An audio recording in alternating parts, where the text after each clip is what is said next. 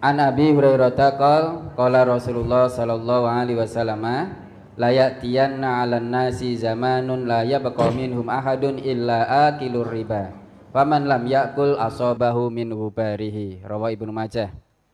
Dari Abu Hurairah ia berkata, Rasulullah sallallahu alaihi wasallam bersabda, sungguh akan datang kepada manusia suatu zaman, tidak seorang pun dari mereka kecuali akan memakan riba, dan orang yang tidak memakannya ia pun akan terkena debunya.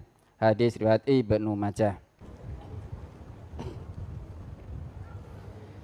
Saya menemukan riwayat hadis ini, dan yang mau saya tanyakan maksud dari hadis ini, Ustadz.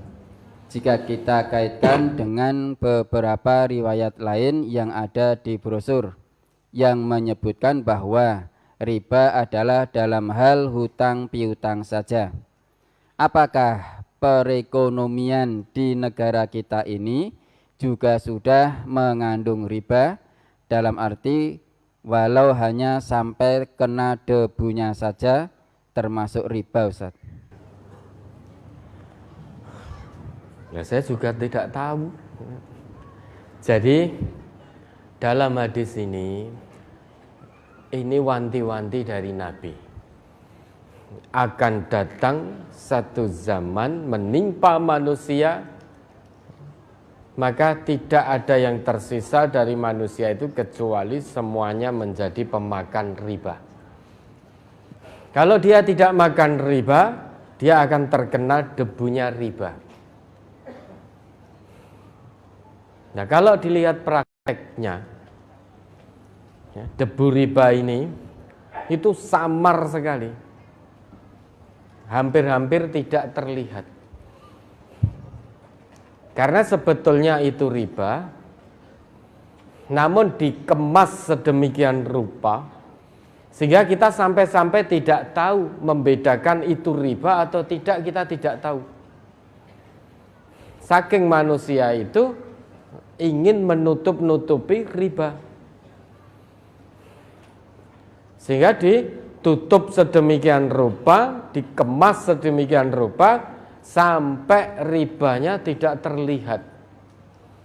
Padahal jika diteliti, ditelusuri lebih dalam, menempel pada siapapun dan dia sebetulnya tidak punya niatan untuk makan riba. Debunya ini tidak terlihat. Oleh karena itu Bapak Ibu, sebagai bentuk kehati-hatian kita, maka segala hutang piutang yang diri ini akan terlibat di dalamnya, perhatikan betul, pelajari betul dengan baik tentang prinsip-prinsip hutang piutang. Bagaimana menurut syariah? Kalau harus ke koperasi, bagaimana menurut koperasi syariah? Asuransi bagaimana?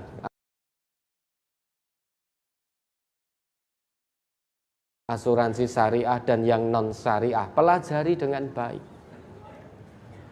Asuransi syariah, di situ ada akad tabarruk, akad tolong menolong. Di situ ada akad tijarah, mudharabah misalkan. Di situ ada akad mudharabah mushtarakah. Di situ ada akad wakalah bil ujrah dan lain sebagainya dan lain sebagainya. Ini harus dipahami dengan baik dulu. Ditanyakan dengan baik, sehingga peluang sekecil debu, sekecil gubar untuk kita bisa menghindar dari riba, maka itu yang kita ambil, kita lakukan. Berusahalah untuk menghindari riba meski peluangnya hanya sekecil debu. Tetap kita ambil peluang itu untuk menghindari. Kalau ikhtiar insani sudah dilakukan dengan maksimal, andai kata kita masih terkena debu riba, padahal sudah betul-betul berusaha menghindar dengan semaksimalnya, maka insya Allah usaha maksimal sudah dilakukan, tidak ada dosa, kita betul-betul ingin menghindar. Tetapi kalau kita punya pernyataan, Alah zaman saiki yo arep menghindari riba, apa iso? Wis riba yo ben, ora yo ben, sing penting iso mangan. Nah, berarti tidak ada niatan untuk menghindari riba. Zaman sekarang mana riba, mana yang bukan riba, wis angel bedake timbange mumet. Timbange mumet, wis pokoke sing penting wareg. Perkara itu ternyata riba atau bukan, wis dudu urusane. Nek ora mangan ya nyatane luwe, ya betul, enggak makan ya lapar. Tidak minum nyatane haus, ya betul, jenengan tidak ngunjuk juga haus. Tetapi makan minumnya orang Islam diatur oleh Allah. Makan minum yang halal. Jangan makan minum yang riba. Beli pakaian, kenakan pakaian dari hasil yang halal. Jangan mengenakan pakaian dari hasil riba. Itu yang membedakan kita dengan orang-orang yang tidak punya iman kepada Allah. Nabi kan pernah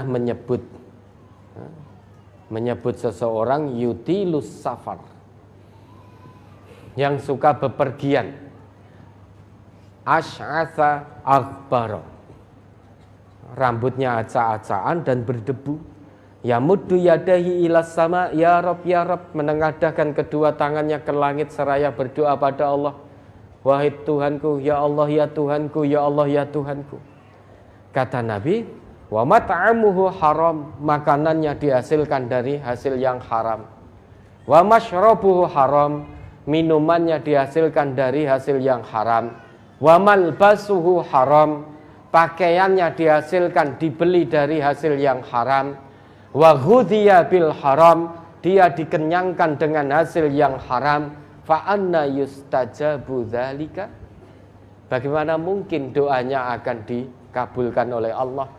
Dia berdoa menengadahkan tangan, bercucuran air mata, sedangkan makanan yang masuk dalam perutnya, minuman yang masuk dalam perutnya, pakaian yang dia beli, dia hasilkan dari cara-cara yang haram.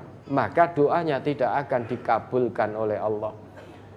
Oleh karena itu Bapak Ibu, sekecil apapun peluang saat ini untuk menghindar dari riba, meski hanya sebesar debu, tapi itu peluang untuk menghindar riba, kita tempuh, kita jalani. Pokoknya niat, kemudian lakukan secara bertahap, berproses, mohon kepada Allah sudah.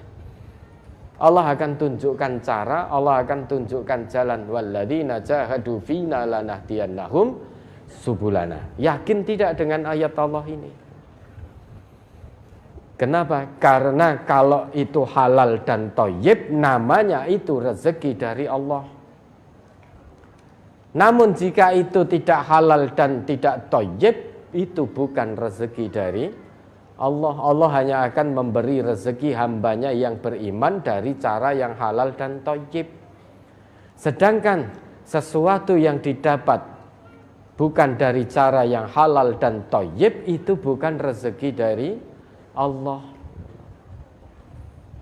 Ya, makanya biar tidak terkena debu dari riba, usaha dulu lah perekonomian bangsa kita ini apakah termasuk riba? Tentu ada yang masuk dalam riba, ada yang tidak. Maka harus cermat, harus pandai-pandai.